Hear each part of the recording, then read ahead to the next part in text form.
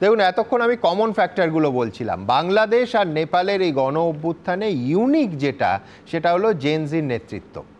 নেপালে যেটা আরও স্পষ্ট, সে গোটা ঘটনার কেন্দ্রে কার্যত বারুদের স্তূপে অগ্নিসংযোগের কাজটা করেছে ওই 26টা সোশ্যাল মিডিয়া অ্যাপ ব্যান করার সরকারি সিদ্ধান্ত।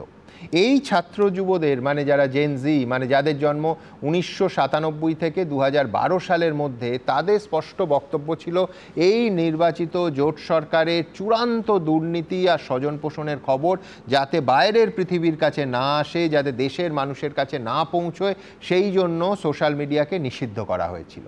আর শেষ পর্যন্ত এই সিদ্ধান্ত হয়ে দাঁড়ালো এই সরকারের কফিনের শেষ পেরেক। ডক্টর সব্যসাচী মিত্রের কাছে যাব। ডক্টর মিত্র, এই আন্দোলনকারী ছেলেমেয়েগুলোর মানসিকতাকে একজন মনোবিদ হিসেবে আপনি কিভাবে ব্যাখ্যা করবেন?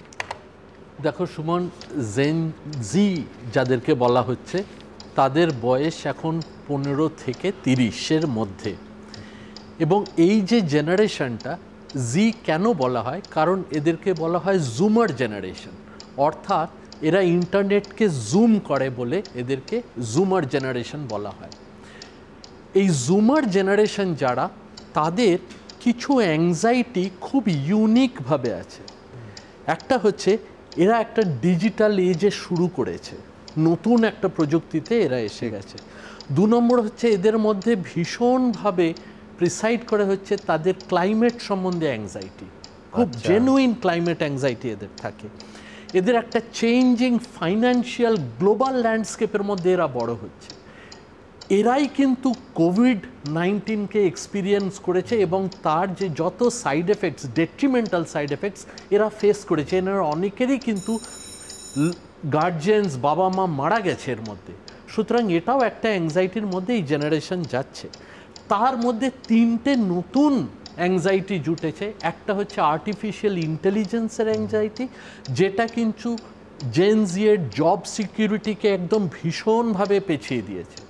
এবং তুমি যে একটু আগেই কথাটা বলছিলে, এই যে কোটার কথা, এই যে the rich and the poor, এই পলিটিশিয়ানসদের বাড়ির এই যে ডিসক্রিমিনেশন, এই ডিসক্রিমিনেশনটা এদেরকে অনেক বেশি আহত করে। হ্যাঁ, এবং এই ডিসক্রিমিনেশনটা এমনভাবে বেড়ে গেছে যে এটা কিন্তু এখন আর কন্ট্রোলের বাইরে চলে যাচ্ছে।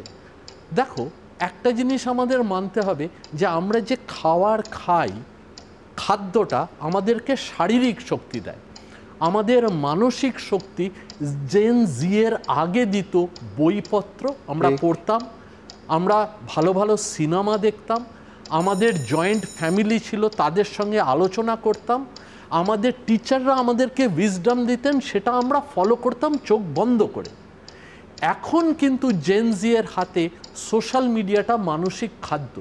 সেই মানসিক খাদ্য যদি তুমি আজকে একটা টোটাল জেনারেশনকে একটা দেশের মধ্যে বন্ধ করে দাও, সেখান থেকেই তাদের আসছে এডুকেশন, সেখান থেকেই তাদের আসছে বাইরের দুনিয়া কি সেটা জানার একটা স্কোপ, সেখান থেকে কিন্তু ছোট ছোট তাদের যে বিজনেস সেইগুলো সারভাইভ করছে, সেখান থেকেই তারা জানতে পারছে তাদের রাইটস কি, রেসপন্সিবিলিটিস কি, সেই পুরো জিনিসটা।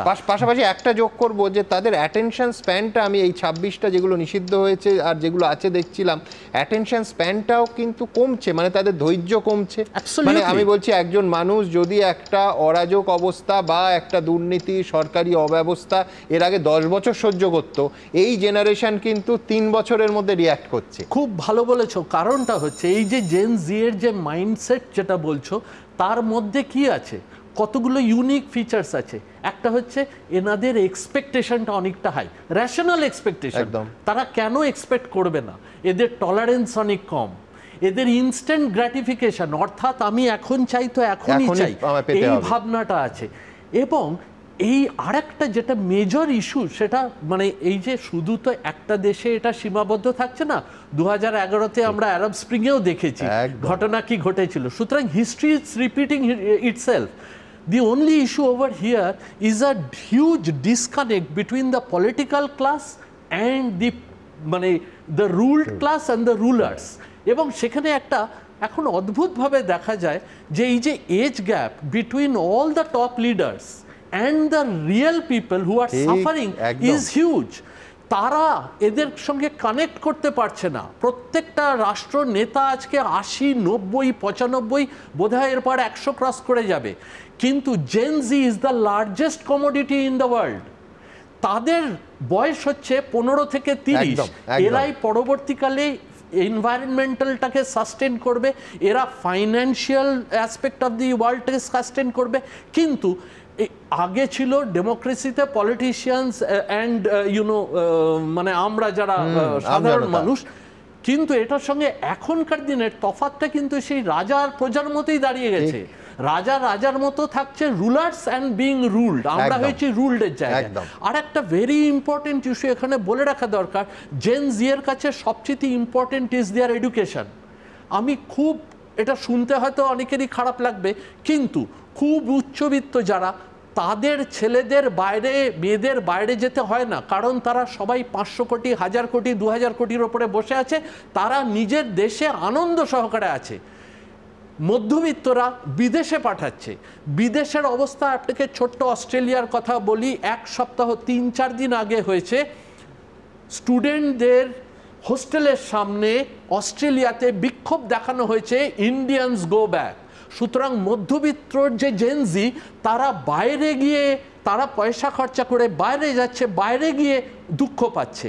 এখানকার যারা অতটা হয়তো ফরচুনেট না ফাইন্যান্সিয়ালি, তারা এখানে থেকে যাচ্ছে, এখানে তাদের কাছে সামনে কোনো রকম কিছু নেই। সুতরাং এই জায়গাটা একেবারে, আমি বলছি ডক্টর মিত্র যেটা বলছেন সেটা হচ্ছে বৈষম্য। সেই বৈষম্যর একটা দিক হচ্ছে আর্থিক বৈষম্য, আরেকটা নিঃসন্দেহে বড় দিক কিন্তু বয়সের ফারাক। যাদের ওপর এই নেতারা শাসন করছেন তাদের বয়স এবং শোষিত বা শাসন ক্ষমতায় যারা ভোট দিয়ে নেতা বাছছেন তাদের বয়সেও একটা বৈষম্য দেখা যাচ্ছে। তবে সেই বৈষম্য কেউ বলতে পারেন যে ভারতবর্ষেও একেবারেই বিরল নয়।